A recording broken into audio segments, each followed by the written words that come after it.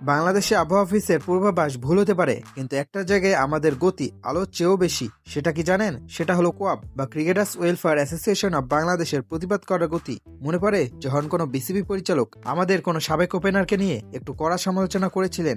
আহা, তখন কোয়াবের প্রতিবাদ ছিল দেখার মতো, যেন অলিম্পিকের 100 মিটার স্প্রিন্ট হচ্ছে বিদ্যুৎ গতিতে সংবাদ সম্মেলন, খেলবো না বলে হুমকি আর পদত্যাগের আলটিমেটাম। মনে হচ্ছিল ক্রিকেটের সব মর্যাদা ওই এক ওপেনারের ব্যাটের ডগায় ঝুলে আছে।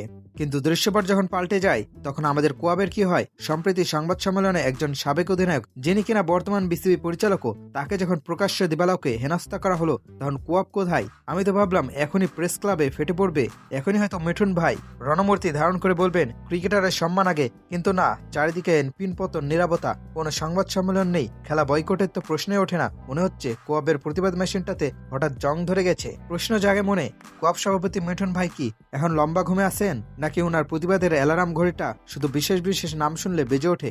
লোকে তো এখন ফিসফাস শুরু করেছে। তারা বলছে কোয়াব কি আসলে ক্রিকেটারদের সংগঠন, নাকি নির্দিষ্ট কোনো একজন ব্যক্তিগত পিআর এজেন্সি? একজন ওপেনারকে নিয়ে কিছু বলে যদি রক্ত গরম হয়, তবে একজন সাবেক অধিনায়ক অপমানিত হলে কেন আপনাদের এসি রুমের ঘুম ভাঙে না?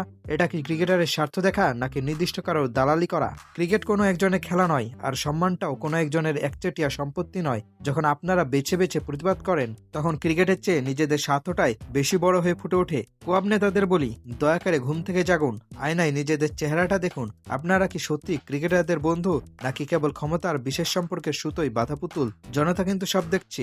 আপনাদের এই সিলেক্টিভ প্রতিবাদ এখন টক অব দ্য কান্ট্রি। আপনাদের কি মনে হয় কোয়াব কি আসলে নিরপেক্ষ, নাকি তারা কোনো বিশেষ ওপেনারের দালালি করতে ব্যস্ত?